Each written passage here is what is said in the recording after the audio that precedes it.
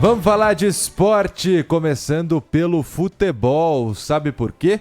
Hoje a seleção brasileira entra em campo para mais uma partida das eliminatórias sul-americanas para a Copa do Mundo de 2026. Chile em Brasil e Brasil em Santiago. Quem tá por lá é o repórter Lucas Herrero. Tudo bom, Herrero? Bom dia para você. Tudo bem, meu amigo Vitor Lupato, bom dia a você, bom dia também a Marco Antônio Sabino. Falamos ao vivo da frente do hotel da Seleção Brasileira, em áudio e vídeo, para quem está acompanhando a gente pelo YouTube também. Atrás de mim aqui, ó, está não só a delegação do Brasil, como também simplesmente Paul McCartney. Os chilenos tiveram o privilégio de receber não só a seleção feita campeã do mundo, como também um dos Beatles. Estão no mesmo hotel, aqui numa região mais nobre de Santiago, a cerca de 10 quilômetros do Estádio Nacional, que reservou muitos bons momentos do Brasil, né? O Brasil foi bicampeão do mundo em 62, justamente aqui em Santiago. Eu vou contar um negócio curioso para vocês. Estão vendo lá, para quem está acompanhando a gente pelo YouTube, para quem não está, eu vou descrevendo. Atrás de mim temos alguns torcedores, mas na verdade não são torcedores. O torcedor do Brasil mesmo tem só um, por enquanto, por aqui. O jogo é só à noite, né? Mas tem um grupinho ali atrás que está aqui para ver o Paul McCartney. Então, ontem a gente veio acompanhar a chegada da seleção brasileira, né, que não fez treinos aqui em Santiago, somente treinos no Brasil, e hoje veio para o jogo. E aí, ontem à noite, na chegada da seleção, tínhamos mais fãs do Paul McCartney cantando músicas dos Beatles e tudo mais, do que fãs da seleção brasileira. Só uma curiosidade de quem está acompanhando aqui a seleção no Chile. Nesse momento, um solzinho bem gostoso, viu? Pegamos o primeiro dia de muita chuva e agora temos 16 graus em Santiago. Na hora do jogo devemos ter uns 17, 18 graus. Um clima bastante gostoso. Estou até de camisa de manga curta por aqui, então os jogadores vão ter bastante tranquilidade para atuar em campo, pelo menos no que diz respeito à temperatura, viu, Lupato? Porque, meus amigos, é impressionante como a pressão da seleção brasileira é semelhante à pressão da seleção chilena.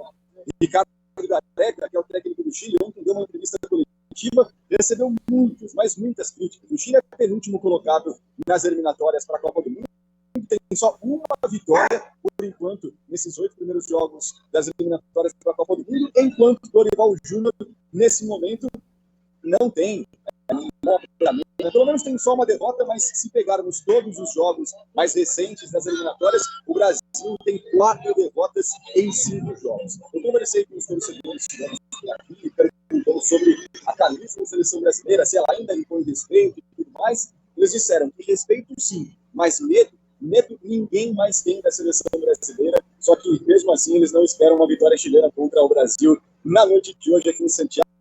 Mais de 40 mil ingressos vendidos para esse compromisso. Teremos um estádio lotado para esse jogo muito interessante, que já foi semifinal de Copa do Mundo em 1962. E o Brasil vem com 2 novidades interessantíssimas, né? 2 estreantes que vão começar entre os titulares, o Abner Vinícius na lateral e o Igor Jesus no ataque. Igor, que tem 7 gols pelo Botafogo nesse ano, é uma das grandes referências do líder do Campeonato Brasileiro desse ano de 2024. Sigo por aqui, se vocês quiserem saber, falamos, direto aqui de Santiago.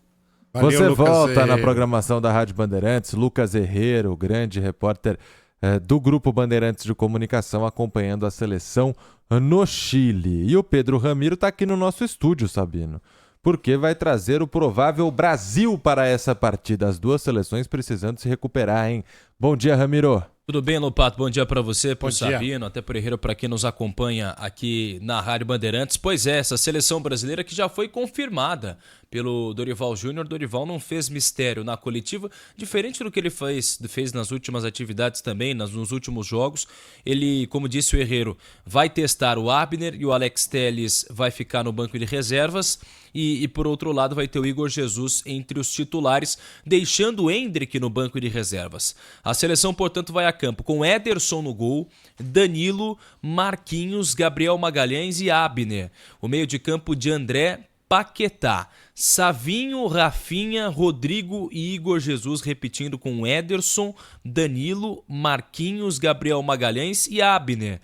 Meio de campo de André e Paquetá, mais à frente com Savinho, Rafinha, Rodrigo e Igor Jesus. Essa é a escalação da seleção brasileira, que vai encarar um Chile, é verdade, que não vem em boa fase. estão mais preocupados com o show do Paul McCartney do que com a própria seleção chilena e também da seleção brasileira, né? Em caso de derrota, o Brasil fica numa situação bem complicada do ponto de vista de classificação? Não, porque o Brasil nesse momento continua na zona de classificação. Com a nova Copa do Mundo aí, com o novo formato, todo mundo classifica, né? Acho que são 2 times da América do Sul que ficam fora, Sabino. Sim, são só 2 times, inclusive o Brasil nesse momento é o 5º colocado, tem 10 pontos e o primeiro time ali fora dessa zona de classificação é a Bolívia, que está na 8ª posição, tem 9 pontos, um a menos que o Brasil, é verdade, mas a gente lembra que se o Brasil perder, por exemplo, 2 posições, ele vai para a 7ª colocação e fica na repescagem mundial, que é como disse o próprio Lupato, é aquela zona em que o Brasil vai passar por uma repescagem e tudo mais. Assim, a seleção tem que errar muito para ficar fora dessa Copa. Tem que errar muito, mas muito. Ainda mais que é uma Copa com novas possibilidades, aumentou o número de seleções e tudo mais, mas a possibilidade existe. Os resultados recentes não são tão favoráveis à seleção brasileira. E em caso de resultados ruins nessa data FIFA, a batata de Dorival Júnior vai assar? Olha, a possibilidade é grande. Já tá quente, né? Já tá quente. É claro que ele pode talvez se resguardar através dos desfalques, né? Dizendo, pô, a gente perdeu o Vini Júnior, perdeu o Militão, perdeu jogadores importantes no meio do caminho. Mas você pega um Chile na penúltima colocação e o Peru na última posição e não conseguir pontuar, aí eu não duvido que a batata asse. E detalhe, né? Você tem na sombra dele, por exemplo, um Jorge Jesus, que já falou que gostaria de assumir a seleção. E até o Luiz Castro, por que não? Técnico que acabou de sair do futebol saudita, foi bem no Botafogo e é um estrangeiro, né? Quem sabe essas possibilidades.